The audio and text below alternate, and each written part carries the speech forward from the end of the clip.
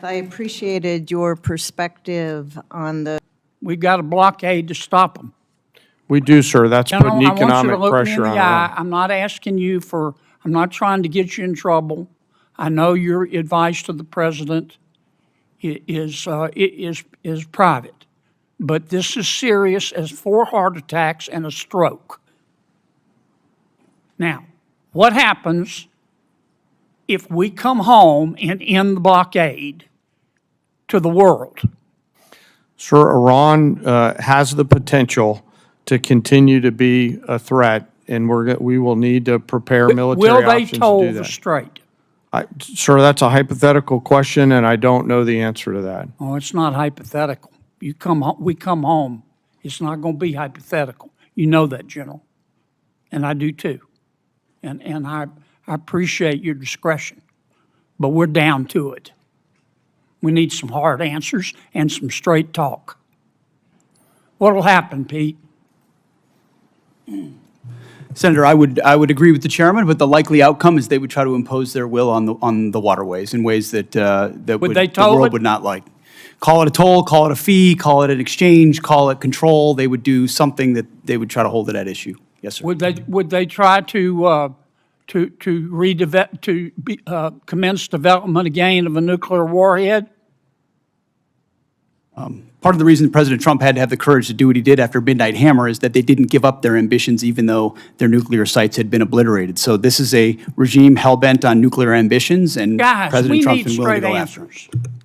We need straight answers. Do we have the ability to destroy whatever is underneath Pickaxe Mountain? Senator, a lot of our capabilities are classified, but if anybody in the world can reach anything on God's green earth, it's the United States military, the most powerful military in the world. It's all about options and trade-offs. All right. You information about a couple others, and you responded. Appreciate it. We'll follow up. Secretary. We didn't start. They did. Let me just ask you this, since you said that what the president meant by his statement on March 24th, I think that we had sort of defeated Iran militarily. But that is not the entire objective of this war. I don't think there was ever a question about whether the United States, with its superior military, could destroy a lot of Iranian assets, military assets or other assets. That was never a question. But when most people think of winning the war, they think that that means the war is going to come to an end because we've won. And the president said back in March that we'd won. So I guess my question to you is, how are we going to define winning? I hear back in March, you said about the Iranians, and I quote, whether they will have a ceremony in Tehran Square and surrender, that's up to them. So my question, Mr. Secretary, reopening the Strait of Hormuz is necessary in order for us to win, right? That's just a simple yes or no question.